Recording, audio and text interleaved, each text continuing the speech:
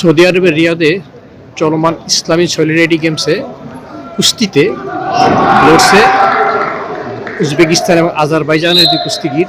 এই ইসলামী solidarity games কিন্তু মুসলিম খেলোয়াড়দের বিকশিত করার একটা জায়গা। তারা যে ইন্টারন্যাশনাল লেভেল ভালো খেলতে পারেন, আমাদের বাংলাদেশে যে খেলোয়াড়রা আছেন তারা অলিম্পিকে শুধু নাম কষ্টে খেলেন, এশিয়ান গেমস এখন পদক পাওয়া শুরু করেছে, গেমসও তারা পদক পান।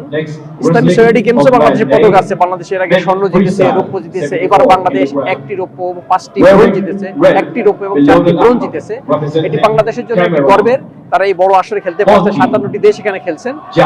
তো এই যে ইসলামী সলিডারিটি গেমস, এই গেমসের আরো নার্সিং হওয়া দরকার, এই গেমসে আরো জনপ্রিয় হওয়া দরকার, যাতে করে মুসলিম খেলোয়াড়রা একই সাথে এখানে কিন্তু এরা ইসলামের প্রচারণাও চালাচ্ছেন। সব মিলিয়ে মুসলিম খেলোয়াড়দের দারুণ মিলন মেলা।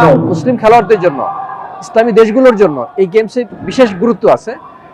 এই যেখানে মুসলিম খেলোয়াড়রা খেলছেন, এদিকে দর্শকরা আছেন। এটা কুস্তি আজকে গেমসের শেষ দিন।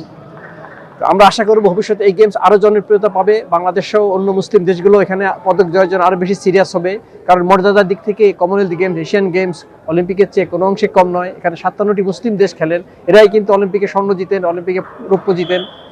আমরা আশা করব এই গেম ভবিষ্যতে আরো জনপ্রিয়তা পাবে, পদকের জন্য সবাই আরো উদ্গ্রীব হবেন।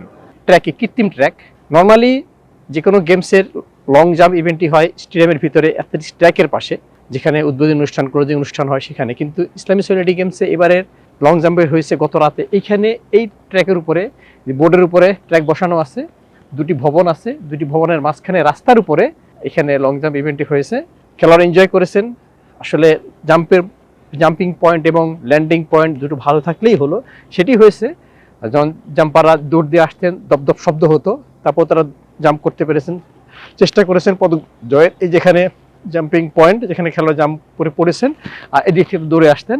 যে কোনো গেমসের মধ্যে আমি বলবো এই গেমসটিকে একটু ব্যতিক্রম, কারণ সাধারণত এর আগে যতগুলো গেমস আমি দেখেছি ইসলামী সলিডারিটি গেমসের আগে, অলিম্পিক গেমস, এশিয়ান গেমস বা যে কোনো গেমসেই লং জাম্পটি হয় কিন্তু মাঠের ভিতরে, কিন্তু এবার এখানে হলো বাইরে। রফিকুল হায়দার, ফরহাদ, রিয়াদ, সৌদি আরব।